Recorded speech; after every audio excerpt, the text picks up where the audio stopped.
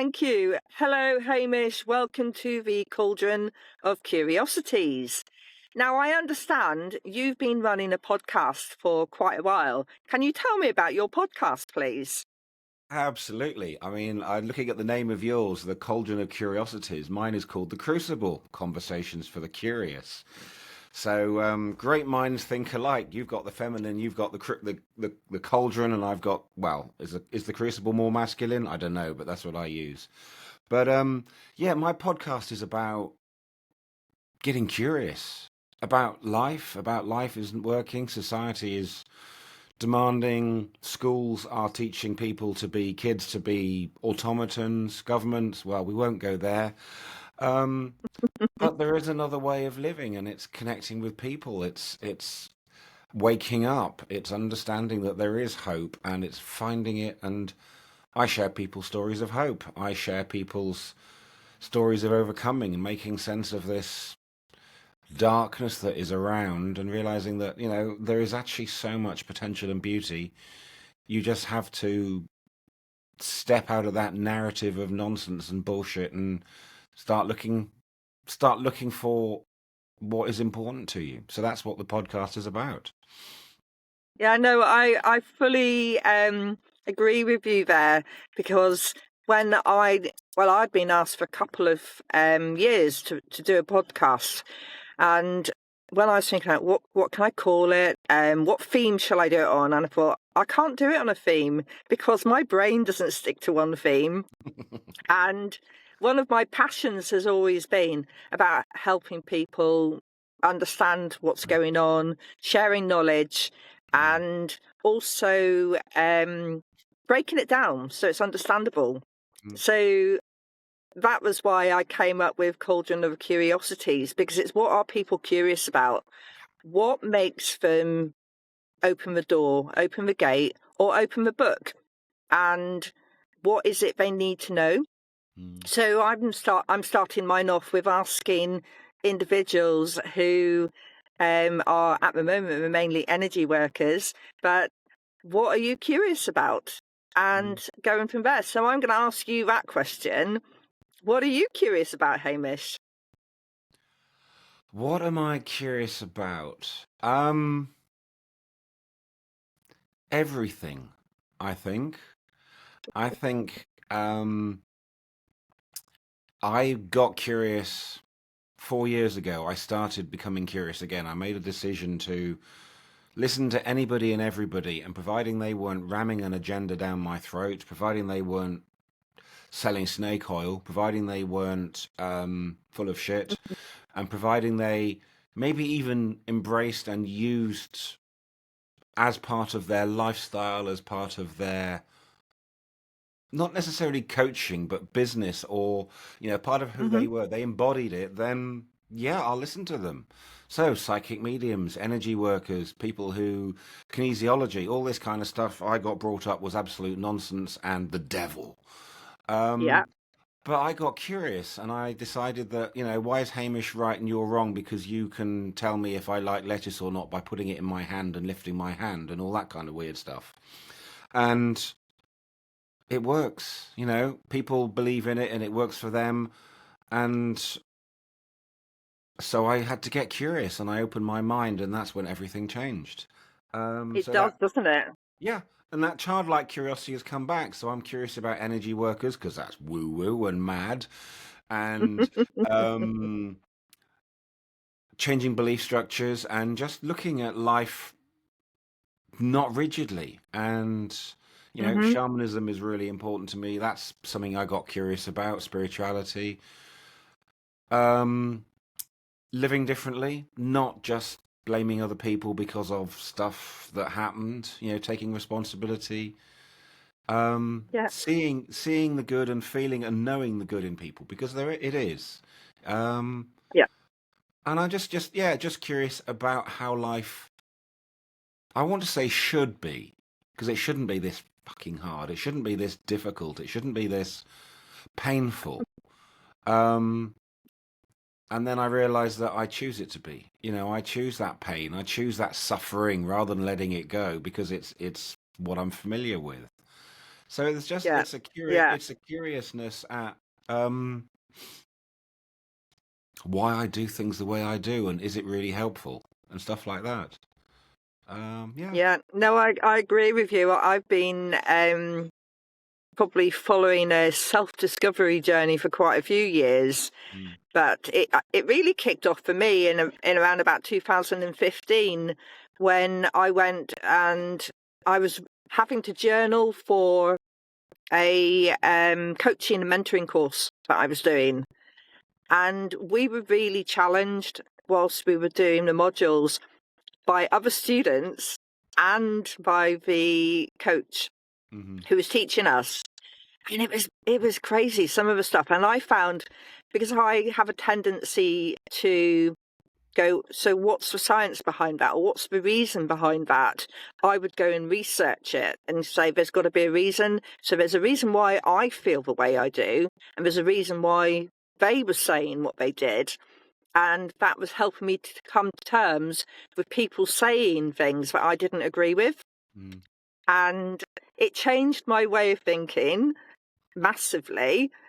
And it sort of set me off on a pathway mm, where I thought I was quite broad-minded before. I was open-minded. I never poo-pooed things people said that I didn't necessarily believe in.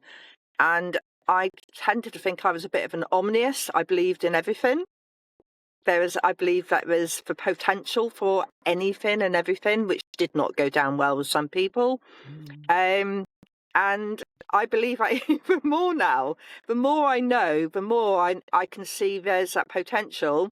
And I think that's, do you like Terry Pratchett? Because he came up with that term, the God of Om, hmm the God of everything. There's Yeah. everything there. There's that potential. And it is, it's something somebody said the other day. The more you learn, the more you have to learn, the more there Mm, is out there, and you realise you know nothing. mm. Absolutely. We can't begin to in one lifetime, can we? There is too much. And Yeah. I like the fact you research it, and science is proving stuff.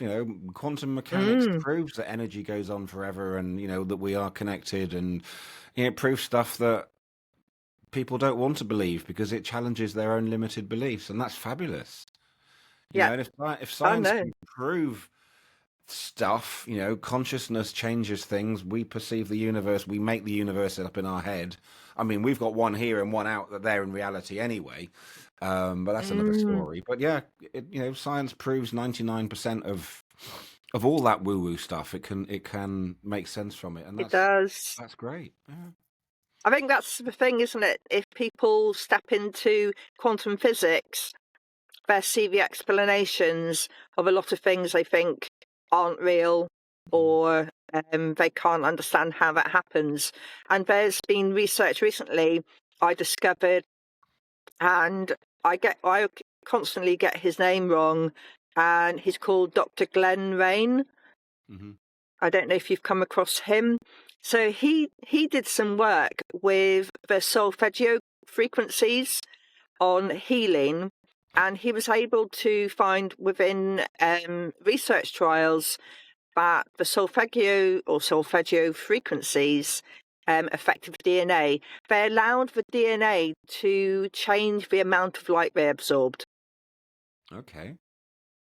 Mm. So he was able to prove that through scientific formats. Now it seems he's gone on and he's been doing some research around the impact of the intentions of your heart. I've yet to find the actual paper, hmm so I can actually dig into it. But it popped up when I was looking for the original paper from 1988 when he did his research then. So there are people out there. It's just that it's not in the best interest of certain corporations for people to know it works, and Yeah. you can make yourself well. Um, you can help yourself become well even by sleep, and that's something that we we all think we do it well. Some people don't do it as well as others, Mm. but sleep has a huge part of helping us heal ourselves. And there's a whole rabbit hole to go down around the impact that we have, but also not making people feel guilty if they don't have control of that, which sometimes some avenues might make people feel guilty because we do have some control over our health. Mm. Yep. And that's also quite contentious. So much of it is. I interviewed somebody last year, and she didn't stop. She went. She trained. She did this, physically active. La la la la la. She broke her ankle, so she exercised her two arms and the other leg at the gym. Just left this one hanging out there, and her body broke, and she was in a wheelchair for a year. And she didn't listen to her body saying, "Hang on, girl, you got to slow down." She's back and Yeah. fine again, but she had to acknowledge that, listen to her body, and give it time, space, good food, good love. As you said, heart, intentionally loving her body and all sorts of stuff. And yep, she did it. She got it all back, but Yeah. she had to take responsibility for trying to destroy her body. I mean, time and time again we do it. I love the thing Yeah. about the heart, as you said, using your intention. There's so much magnetic energy in your heart, that you can, that frequency, you can do stuff. You just have to Yeah. slow down and sleep. And yeah, I think it's that's really hard if you've got lots of things happening. And I noticed that my body it normally gives me a bit of a precursor, and I'll get a mental nudge. Have a break. Stop. And I do the thing of going, oh yeah, I'll do that in a minute. And then it goes, right, you're not listening. And then something physical will happen. And then I have to go, all right, I'll get some extra sleep. I will just go and lie down and not be on the go, to a dozen. And then everything settles back down again. But it's like, if you're on technology all the time, I've had a couple of weeks where I've been switching phones. I've been on my laptop trying to catch up on paperwork. And I realised I was challenging time, trying to challenge and say, I can squeeze something in here. I can do a million things within this half an hour, and that's not good for you.